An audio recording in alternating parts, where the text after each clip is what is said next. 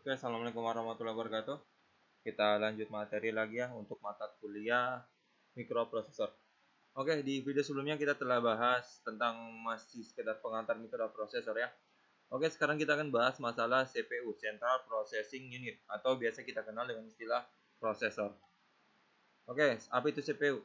CPU, sebentar.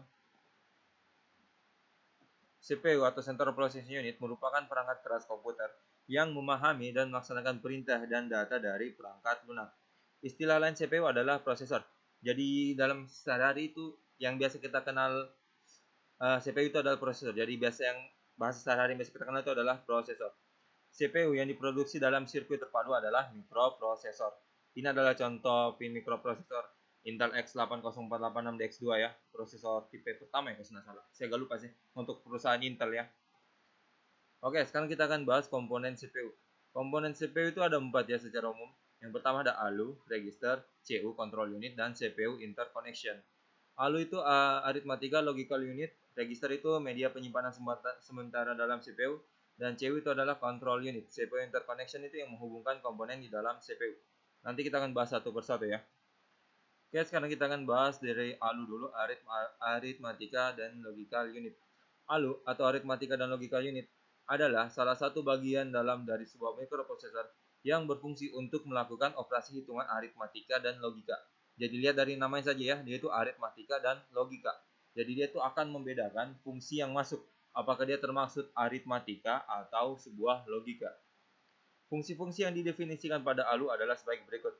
Ada fungsi add u, bertanda, sub, dan sebagainya. Kalian bisa baca sendiri ya.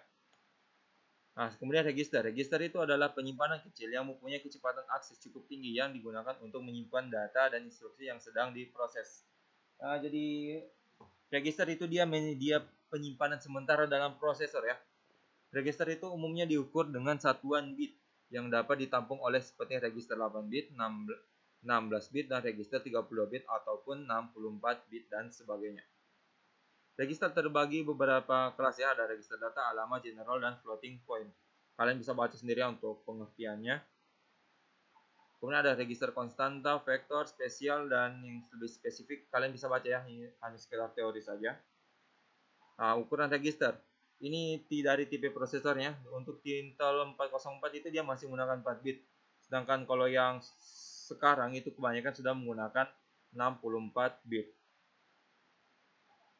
Oke, sekarang kita akan bahas unit control. Unit control itu ada atau control unit ya, CU. Intinya kalau control unit itu dia yang mengatur semua kinerja di dalam prosesor. Namanya saja control, berarti dia yang mengontrol. Adalah salah satu bagian dari CPU yang bertugas untuk memberikan arahan kendali kontrol terhadap operasi yang dilakukan di bagian ALU di dalam CPU. Ini tadi ya saya bilang tadi, dia yang mengontrol. Tugas dari unit control adalah mengatur dan mengendalikan alat-alat input dan output, mengambil instruksi dari memori utama, mengambil data dari memori utama jika diperlukan untuk proses, mengirim instruksi ke ALU bila ada perhitungan, kemudian menyimpan hasil proses ke memori utama. Sekarang CPU interconnection.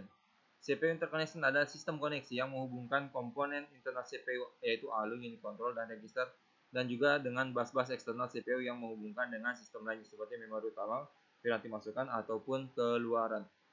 Nah, sekarang faktor-faktor yang mempengaruhi suatu performa dari sebuah prosesor. Pertama ada lebar data bus. Semakin lebar ukuran data bus itu semakin bagus, semakin cepat.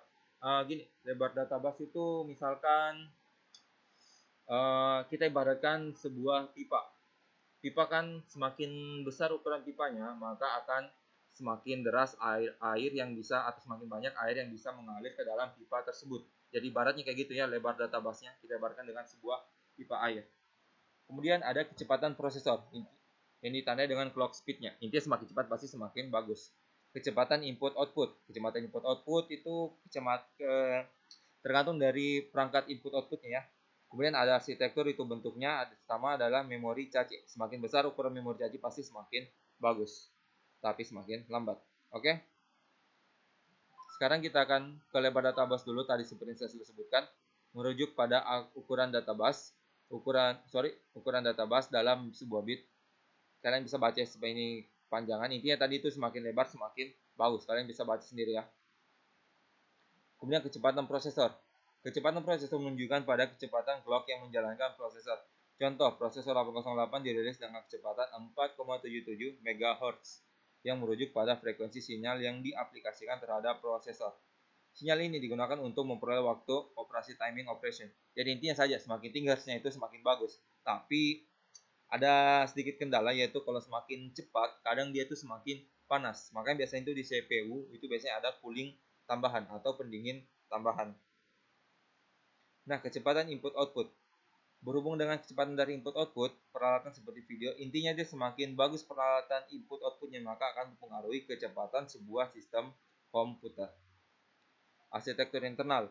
CPU disebut sebagai otak dari sistem komputer yang menyediakan semua timing dan kontrol signal yang diperlukan untuk melakukan transfer data dari satu titik ke titik yang lain.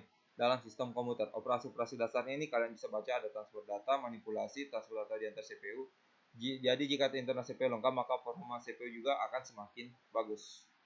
Oke, sampai situ saja untuk materi kali ini. Kalau ada yang tidak dipahami, silahkan share pertanyaan di grup ya. Oke, saya kira. Assalamualaikum warahmatullahi wabarakatuh.